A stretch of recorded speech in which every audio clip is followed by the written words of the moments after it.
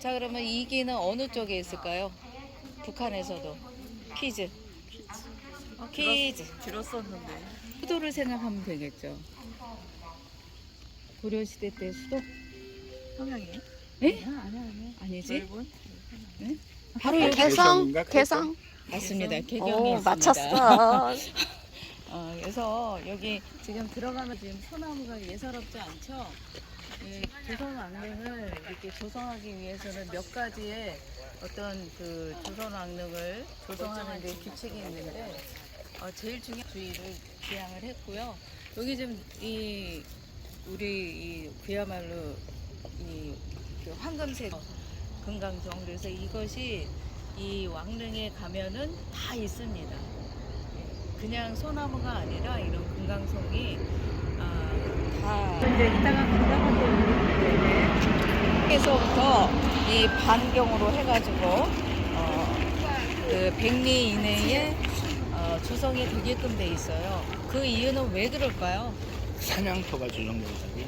아니요. 뭐가 조성돼요? 백리인에? 백리인의 이 왕릉을 조성하게 되는데 왜 수도 한양을 중심으로 이 백리인의 안에 이 왕릉을 조성했을까요? 왕이 행차해야 되니까 너무 멀면 안 돼서 그런 건가? 딩동댕. 예전에는 이제 그야말로 가마로 왔다 갔다 하잖아요. 그러다 보니까 하루 왔다 갔다가 왕궁으로 되돌아와야 돼요. 그러다 보니까 이 한양에서부터 백리 이내 거리에다가 조성하게끔 그렇게 세웠다고 합니다. 그리고 이제 쭉 걸어가다 보면 우리 조선 왕릉이 왜 세계 유네스코, 아까 거기 열심히 읽어보시던데 그 문화유산으로 들어갈 수 있었던 이유는 사실 세계 어느 나라의 왕릉도 우리나라처럼 이렇게 자연주의를 지향하면서 또 이 조선 왕조가 다 온전히 왕들의 왕이 무덤이잖아요. 왕릉이 그렇게 조성될 수 있는 유일무이한 우리나라라고 합니다. 그것도 거의 600년 가까이에 이 한 왕조가 고스란히 이 왕릉을 이렇게 조성할 수 있었다는 것이 이 세계적으로 굉장히 아마 높이 평가를 받은 것 같아요. 그래서 이 왕릉이 우리 조선 왕릉이 세계 문화유산으로 등재될 수 있었던 커다란 이유라고 합니다. 자, 이게 이제 두 갈래 길로 가는데 이렇게 돌아서 가면 이제 저쪽에 관창같이 이 정각이 하나 있고요. 이게 쭉 이제 가면은 왕릉으로 들어가는 진입 공간이 나오거든요. 그래서 이렇게 돌아서 가보죠. 우리도. 네. 제가 아까 얘기한 대로 이 북한에 남아있는 두 기는 한 사람은 이성계의 첫 번째 부인이죠. 신이 왕후의 무덤이고요. 한 기가. 또 한 기는 2대 왕이었던 정종. 우리 태정, 태세 하잖아요. 정종. 그래서 정종과 그 왕후의 무덤이 남아있는 거예요. 그래서 이 기가 이제 거기 북한에 남아있고, 그 나머지는 전부 이 남한에 있는데, 저쪽 이제 그 능도 이제 하나만 이렇게 세워진 부분들이 있는가 하면, 그 한 지역에 뭐 9개의 능이 있다 해서 동구능이라고 들어보셨어요? 네, 동쪽에 9개의 능이 있다. 그래서 동구능이라고 하는데, 거기에 가면은 이 태조 이성계의 무덤이 그쪽에 있어요. 그래서 혹시 동구능에 뭐 갈 일이 있으면 거기 그 능에 중요한 거는 봉분이 참 중요합니다. 그래서 이 봉분이 그 갈대로 억새풀로 덮여 있어요. 이성계. 네, 이성계 무덤에 고향이 뭐 견원능이라 그래서 이 봉분에 이렇게 대부분 잔디로 깨끗하게 이렇게 돼 있잖아요. 그런데 이 억새풀로 되어 있었던 이유는 뭘까? 비가 왔었나 봐요. 여기 촉촉하네 바닥이. 이성계 유언인가? 아무튼 이성계가 자기 고향 땅 네네. 뭐 아무튼 그 억센가 뭐 그게 자기 고향하고 연관돼서 그 어디서 한번 들은 것 같은데 모르겠어요. 딩동댕. 오. 자, 이 이성태조 이성계가 유언으로 남겼다고 합니다. 왜? 자기가 죽게 되면 고향이 굉장히 그리웠었나 봐요. 그래서 고향에 이 흙과 그다음에 그 풀이었던 옥새를 좀 갖다가 내 봉분이에다가 이 덮어달라 그래서 그 고향에서 가져온 흙과 그 억새를 덮었다고 합니다. 그래서 보면은 이제 항상 이 견없는 이성계의 무덤에는 항상 억새풀이 무성하다고 합니다. 이제 유언으로 남겨준 까닭이겠죠. 그래서 특히 왕릉은 어디를 가든지 이렇게 소나무가 많고 자연주의를 지향을 해서 우리 후손들에게 이런 공간을 주지 않았을까 하는 그런 생각을 해봐요. 그래서 이게 제실인가요, 선생님? 그렇죠. 여기서 준비를 해서 이제 제한 공간으로 좀 이제 가서 거기서 제사를 지내겠죠. 근데 이쪽으로 이제 내려가시면 돼요. 이쪽으로 내려가야 이제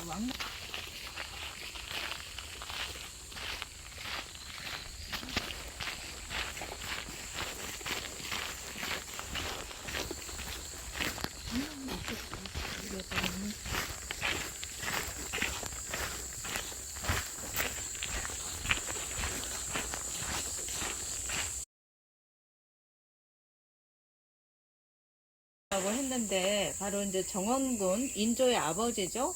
이 정원군이 원종으로 이제 묘호를 받았고요. 인원 왕후 구씨가 이제 어머니고 재앙을 준비하는 제실이에요. 그래서 제실은 왕릉의 소화 관리를 위해서 이제 참봉이라 그러죠. 관직이 이름입니다. 그래서 이 능을 지키는 그런 이제 관리가 상주하던 곳으로 제리치에는 이제 재간들이 머물면서 제사에 관련된 전반적인 것을 여기서 준비를 하죠. 그래서 능창봉의 집무실인 제실과 향과 충운을 보관하는 안향청 제기를 보관하는 제기고, 그래서 그의 부속 공간, 그래서 행랑 등이 이제 구성되어 있고요. 들어가 볼까요? 제실과 마구간도 행랑으로. 있네. 행랑으로. 집사방도 있고.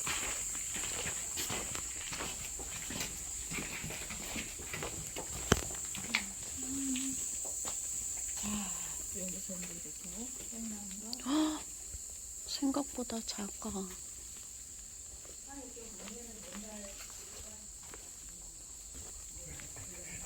그래서 이 기둥과 기둥 사이는 한 칸이라고 얘기를 하죠. 저런 것들도 참 옛날에 우리 선조들은 참 멋스러웠던 것 같아. 저렇게 올려놨다가 이제 내려서 이 문으로 이렇게 열려 있는 거 보니까 완전 하나. 여름에 얼마나 시원할까? 진짜 너무 멋있다. 겨울이 춥고. 맞아, 겨울에 겨울에 사방이 문이네. 뭐냐면 대산 임수예요. 그래서 뒤쪽으로는 산을 배경으로 하고 앞에는 물이 보여야 되는데 물이 없으니까 이렇게 이제 연못을 해서 꾸며서 대산 임수. 그래서 옛날에 그때 명랑자리 대산 임수를 찾잖아요. 그래서 이제 연못이 보이는데 그렇답니다. 괜히 해본 게 아니에요. 자, 이제 가봅시다. 없이 그냥 지나가는데. 대산 임수의 지리서를 또 여기다가 이제 또 집어넣은 거죠. 까마귀도.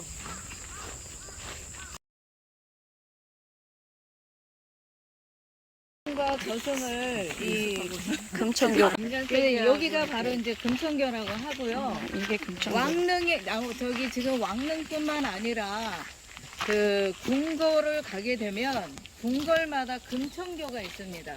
궁궐에도 네. 있나요? 그 궁궐에도? 궁궐의 금천교는 무슨 뜻일까요? 무슨 뜻일까요? 가지 마시고. 여기서부터 여기서부터 임금 공간? 아니, 금천교 금천교. 건너면? 아니 궁궐의 앞에 이제 들어가기 전에 금총 똑같이 이름이 이거 그래요. 시술하는 거 아니에요? 뭔가를 인간 저 비슷하게 지금 접근하고 있어.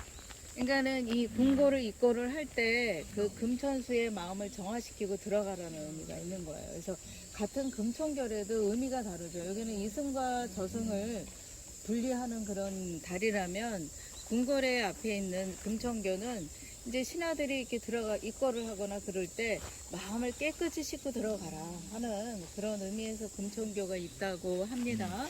자, 여기 보면 홍살문이 있죠. 여기 보면 이제 가운데 태극 문양이 있고 화살이 4개씩 양쪽으로 이렇게 나뉘어져 있어요. 근데 이 붉은색은 어떤 의미일까요? 우리가 그렇지. 잡기야 물러나라. 귀신을 들어오지 말라는 이 여기서부터는 신성한 공간이니까 접근하지 마라 하는 그런 의미에서 이 붉은색의 홍살문을 지금 세워놨고요. 자, 이제 이렇게 이쪽에서 한번 읽어봤는데 원종과 인원 왕후 구시의 능이다. 그래서 원종은 선조의 아들로 5번째 아들입니다. 선조의. 그래서 사실 선조는 그 정실 부인이었던 왕비에게서는 왕후에게서는 자식이 없었어요. 그래서 이제 그 후궁들을 많이 뒀는데 이 후궁들의 첫 번째 후궁이 그 공빈 김씨고 그 다음에 이제 안빈 김씨인데요.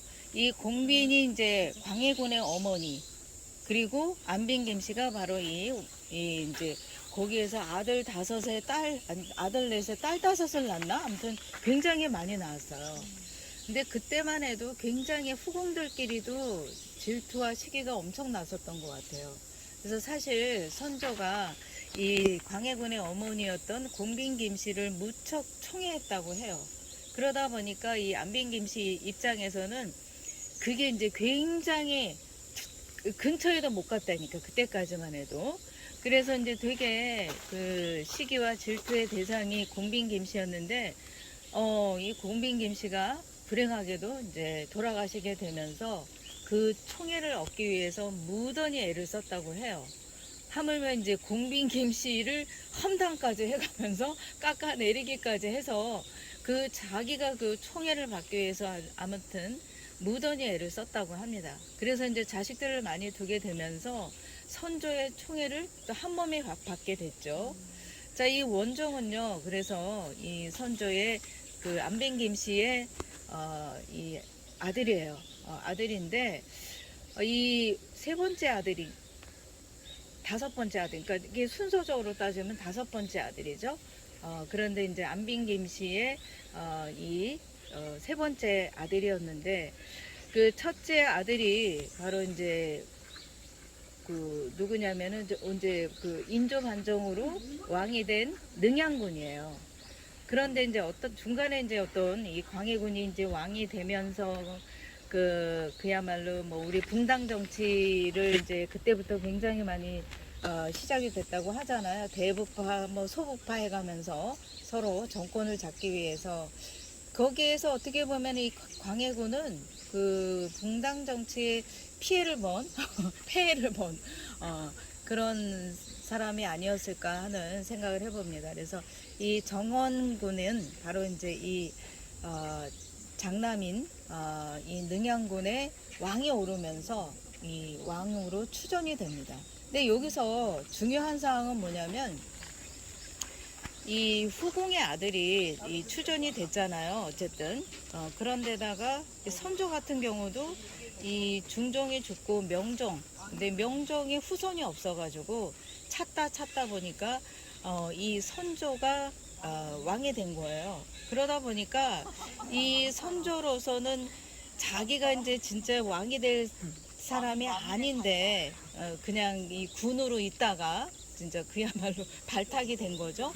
그러다 보니까 이 선조의 입장에서는 이제 정통성 같은 것에 자기 컴플렉스가 있게 됩니다. 그러면서 이제 자기 아들만큼만은 그야말로 좀 정통, 이 자기 왕후가 난 아들을 세자를 좀 세우고 싶었는데 그게 좀 뜻대로 안 됐죠. 이게 왕후가 이 아이를 못 낳다 보니까 이제 어쨌든 후궁에서 낳아야 되는데 그래서 이제 세자 책봉을 굉장히 미루게 됩니다.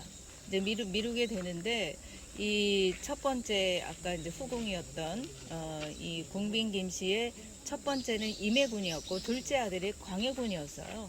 그래서 이제 광해군이 어쨌든 임진왜란 당시에도 그나마 임해군은 굉장히 포악했다고 해요. 난폭하고. 그래서 얘는 안 되겠다. 그래서 이제 이 광해군을 이제 이렇게 점은 찍어뒀는데 이 이제 아까도 얘기했듯이 붕당 정치에서 이 이제 아무래도 정통적으로 아직 뭐 왕이 이제 좀 왕후를 계비를 두게 되면 정통성을 좀 계승할 수 있는데 왜 자꾸 세자를 책봉을 하려 하느냐 이런 의미에서 자꾸 이제 얘기들이 많았었겠죠. 그러다 보니까 이 광해군이 자꾸 밀려나게 됐는데 마침 임진왜란이 일어나게 되죠. 그래서 임진왜란 때 사실 이 광해군이 굉장히 많은 애를 쓰게 됩니다. 의병을 모집한다든지. 그래서 7년여의 전쟁 통해서 광해군이 하나 깨달은 게 있었어요. 그건 뭐냐면 다시는 이 전쟁이 일어나서는 안 된다 하는 깨달음을 갖게 되죠. 그래서 이제 이 깨달음으로 어쨌든 이 자기가 왕이 되면 이 전쟁을 일어나지 않게끔 해야 되겠다라는 마음을 먹었는데, 그리고서 이제 선조가 또 그 임목대비라고 우리 아시죠? 들어봤죠? 그래서 이제 두 번째 계비를 드렸는데 거기에서 대군을 낳게 됩니다. 우리가 알고 있는 영창대군이죠. 그래서 이제 영창대군이 태어났으니 얼마나 좋아요. 정통성을 회복할 수 있고 자기의 어떤 대를 이을 정당하게 일을 아들이 생겨났으니 그 아들을 이제 그 추정하는 또 파들은 이 아이를 영창대군을 세자로 책봉해야 된다 하고서는 밀어붙이지만 결국은 이 나이 어린 이 세자를 뒀다가는 상당히 이제 좀 정치적인 무리가 있다 해서 결국은 마판에 가서는 광해군을 이 세자로 책봉하면서 왕위를 물려주게 됩니다. 자, 그러면 여기에서요 중요한 게 뭐냐면 이 정원군은 왕으로 추전될 수 없는 사람이었어요. 왜 그러냐면 이 추전을 될 수 있는 대상은 세자였다가 왕위에 오르지는 못하고 병으로 죽었는데 그 아들이 이제 받아가지고 왕이 된 경우는 그 아버지가 추전이 됩니다. 그래서 이제 예를 들어서 사도세자 같은 경우는 추전이 됐어요. 장원세자로 다시 이제 복위가 되면서 추전이 됐죠. 또 누가 또 추전이 됐냐면 효명세자라고 들어보셨어요? 뒤에 가면은 이 그 맨 뒤에 그 누구지?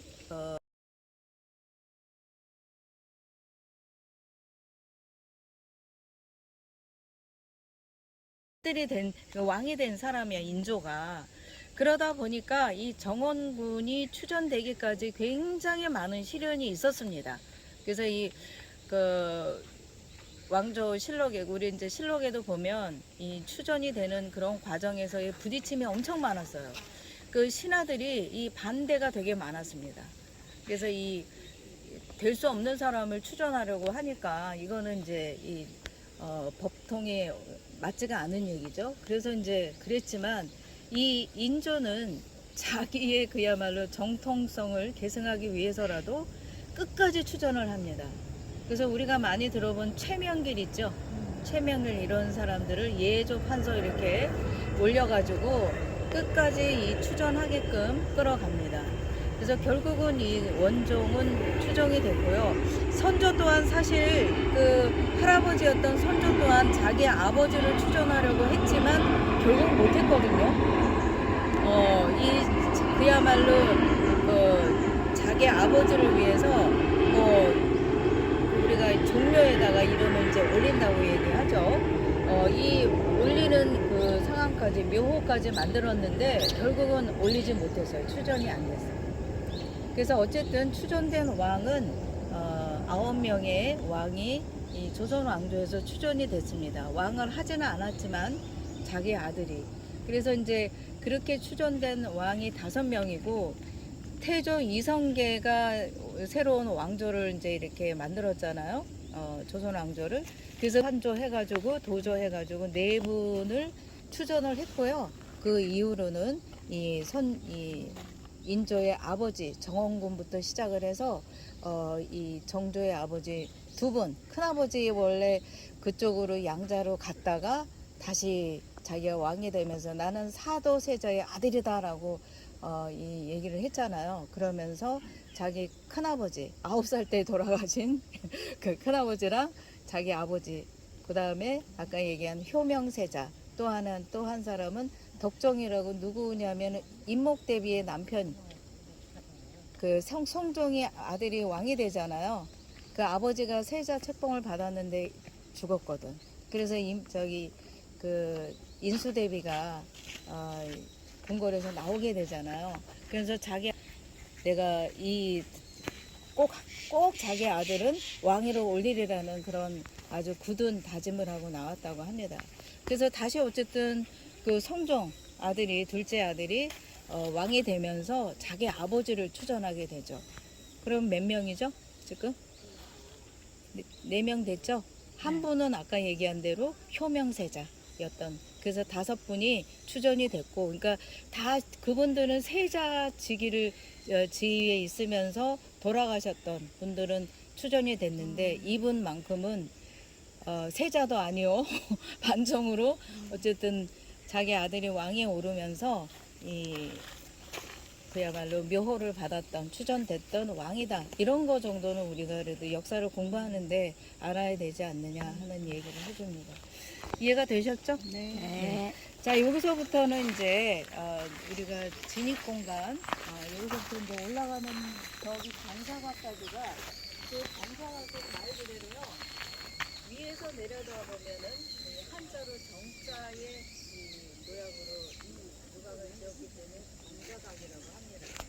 그래서 여기서부터 저기까지가 그 진입 공간이고, 저 위에가 제한 공간, 그 뒤에가 이제 왕의 능이 있는 곳을 능침 공간. 그래서 이 세 개로 분류를 하게 됩니다. 자, 여기가 사실 여기가 어로고요. 왕이 걷는 길이 여기가 신도예요. 그래서 원래는 이쪽으로 가면 안 됩니다. 이게 인간들이 다닐 수 있는 길로 가야 되는 거거든요.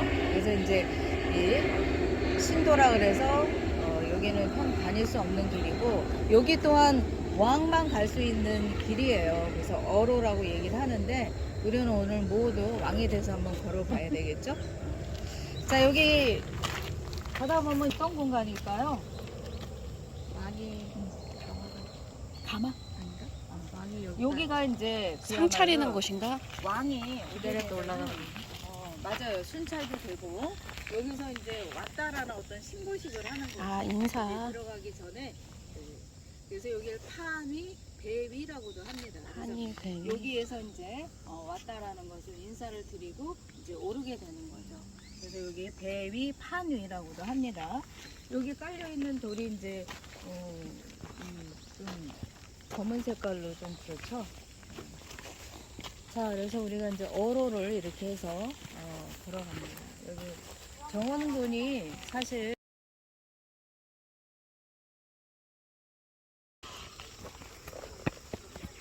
그래서 이제 반영을 하려고 욕심을 품게 되는 거죠. 그래서 아마 죽기 아니면 살기로 그걸 성공을 했으니까 반성인 거죠. 성공하지 못했으면 뭐가 됐을까요? 반역자. 진짜 이 멸문이 됐겠죠. 그죠? 가문이. 여기가 수복방입니다. 원래는 여기가 수복방이 있고, 저쪽에 왼쪽에는 수락관이 있어야 되거든요. 여기에는 이 수복방만 있어요. 여기까지는 이제 진입 공간이에요. 여기까지. 여기에서부터는 이제 제한 공간이라고 우리가 얘기를 하죠. 해설사가 또 해설하시는.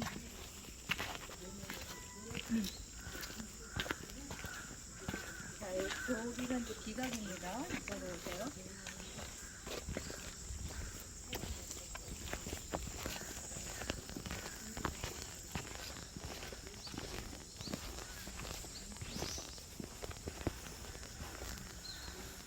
묘는요, 우리가 능, 원, 묘라고 얘기하거든요. 그런데 이제 여기 육경원이라 그랬잖아요. 그러니까 묘, 능, 원, 묘. 그러니까 아버지 그야말로 이 정원군이 아버지가 이제 이 아들이 왕이 되고 난 다음에 그야말로 자기 아버지는 이제 이 좀 신분 상승이 됐겠죠. 그래서 이제 그냥 묘제로 있다가 원으로 올라갑니다. 그래서 인조의 어머니 연주부 부인 이렇게 해서 이제 승하하자 육경원이라고 하고 김포에 예장하게 됩니다. 그래서 이 아버지가 이제 이 정원 대원군의 무덤 홍경원, 그래서 여기가 이제 이게 바로 비석 받침돌이었어요. 그 홍경원에. 그래서 이제 이게 양주 곡천리에서 이제 육경원으로 옮겨와서 두 원을 합쳐가지고 어머니의 무덤하고 따로따로 있었어요. 그래서 이제 이걸 합쳐가지고 흥경원으로 하게 되고, 흥경원을 이제 장릉으로 이렇게 격상시키면서 요것들은 이제 뭐 땅에 묻어 놨었는데 요게 이제 지상으로 노출이 되면서 이게 이제 우리가 알게 된 거죠. 이걸 보더라도 아버지가 이 출연된 거를 알 수가 있죠. 원이었다가 등으로. 자, 여기가 이제 이건 비각이에요. 이제 이 사람이 누구의 무덤인지 써져 있죠. 조선국. 읽어주세요, 우리 선생님. 조선국은 알겠는데 네. 그 다음 모르겠는데. 원정대왕. 아, 원정대왕. 원정대왕. 원정대왕 장릉이죠. 예. 인원 왕후. 아, 이거 예. 자, 그래서 이 비문이 이제 그야말로 누구의 무덤인가가 이제 이렇게 알 수 있는 비각이에요. 대개 보면 이제 이런 비석을 가지고 뭔 어떤 내용인지를 이해할 수가 있는 거죠. 참 글씨체가 참 재밌어요. 자, 여기까지가 이제 제한 공간이고 여기가 능층 공간인데 저 앞에 있는 게 장명등. 그 앞에 이렇게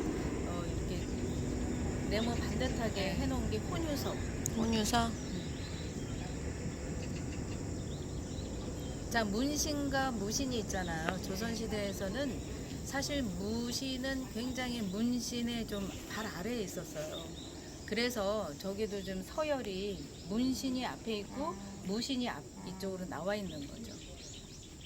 왕의 측근에 가까이 있을수록 문신이고 여기 아래에 있는 분이 무신이죠. 그래서 무신에게는 옆에 말이 있는 거죠. 그죠? 자, 저쪽으로 제한공간 쪽으로 한번 가볼까요?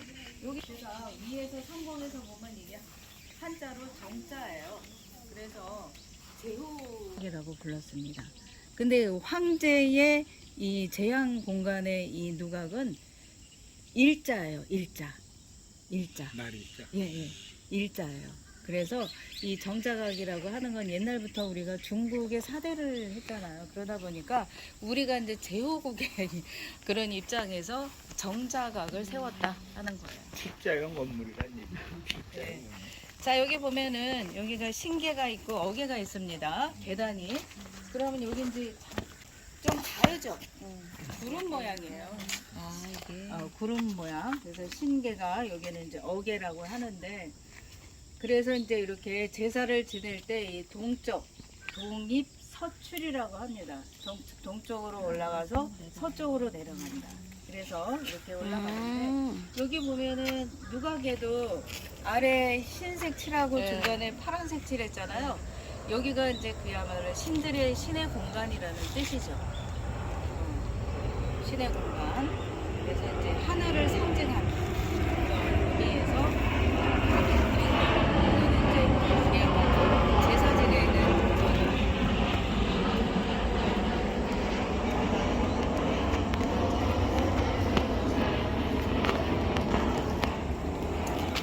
이게 원래부터 이렇게 파란색으로 이렇게 이게 이제 그야말로 신의 공간이라는 거죠. 죽은 자의 공간이기 때문에 하늘에 지금 올라와 계신 거예요. 그걸 의미하는 거예요. 하늘과 구름.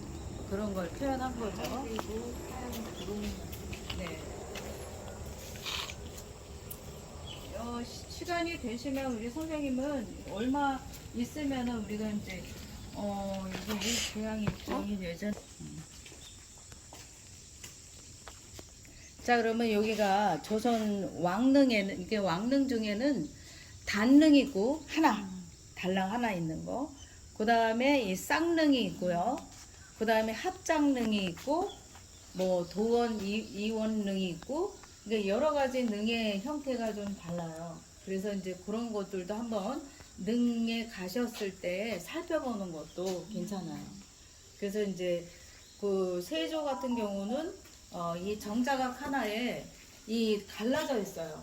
이 세조하고 자기 왕후의 능이. 그래서 동은 뭐 이강륜 뭐 이런 식으로 해서 많이 좀. 그다음에 이제 세 개가 같이 있는 능이 있어요.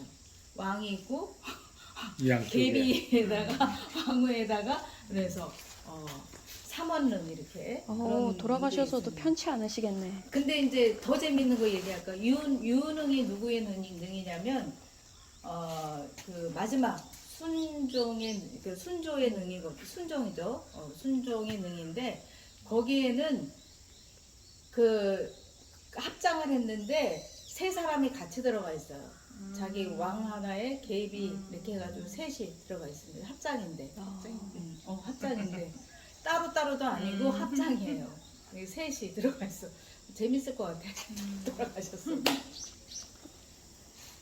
그래서 저기 가운데에 있는 그 혼유석이라 그래서 그 혼들이 나와서 거기서 이제 이렇게 논다. 그래서 혼유석이라고 하고요. 가운데 있는 등이 장명등. 그래서 이제 여기서 제사를 지내는 거죠. 제사를 지내고 일반 사람들이나 전혀 저기로 못 올라갑니다. 올라갈 수가 없습니다.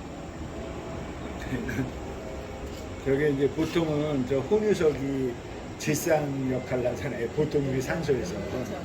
그러니까 제상은 여기에 차리고 저기 영혼이 저기 이제 그 혼유석 위에서 이제 놀고 계시는 거죠. 그렇죠. 네. 그런다 이제 그런 의미인데 우리는 이제 거기 좁으니까. 앞에다가 제사 지내고 이렇게 했죠.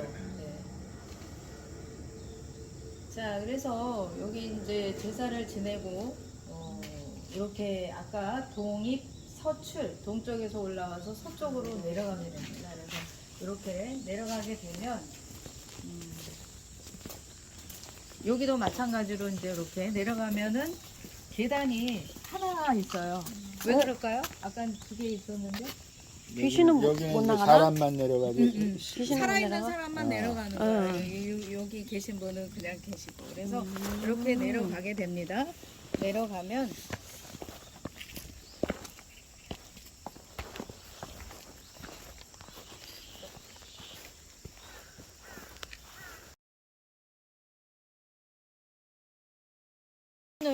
충문을 이제 제사를 다 예감? 지낸 다음에 충문을 여기서 태우는 거죠. 여기서 태우는 것이에요. 그래서 이 예감이라고 하고요. 근데 우리 거기, 그거 태우는 거 그거 말하는 거죠? 제사 여기 끝나고 쓰는 거, 태우는 거. 저쪽이 이제 그야말로 그 산신석이라 그래가지고 저기에서 이제 끝으로 제사를 다 지낸 다음에 저기 서서 이 산신들에게 인사를 합니다. 잘 좀 이 저기를 해달라는 의미에서 저기서 산신석에서 산에 이제 신들에게 구하는 거죠. 그래서 산신석 여기가 예감.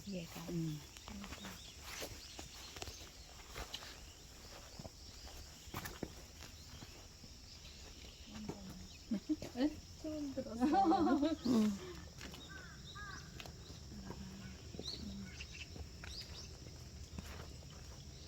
왕릉에 오면은 그건 참 좋은 것 같아요. 고요하고 자연의 소리. 여기도.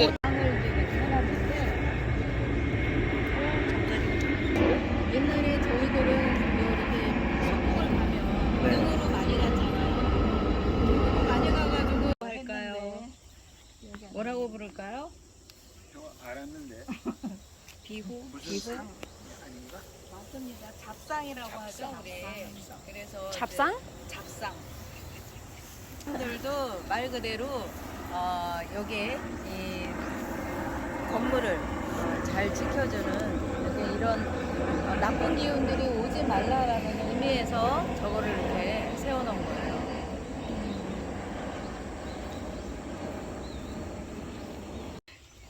옛날 분들은 또 뭐 체구도 그렇게 크지 않았겠지만 여기서 이제 생활하고 저쪽에서 뭐 해먹고 뭐 하는 거 너무 한 작다. 칸방이야. 한 칸이야. 야, 이걸 이게 한 칸이라고 남자가 그래. 누울 수 있어? 들어오지. 늙지 안 되면 사선으로라도 도와야지. 뭐. 키가 작아서. 옛날에는 뭔가 실내에도 많이 뭘 들여놓지 않았으니까 그냥 잠만 뭐야, 자는 여기도 하는 기능이지 뭐. 부엌 같은 것도 부엌이고. 아, 그러네. 아궁이 같은 게 있네. 거기다 불을 떼야죠. 여기 겨울엔 아, 어떻게? 아, 그래서 저 뒤에 굴뚝이 있잖아요.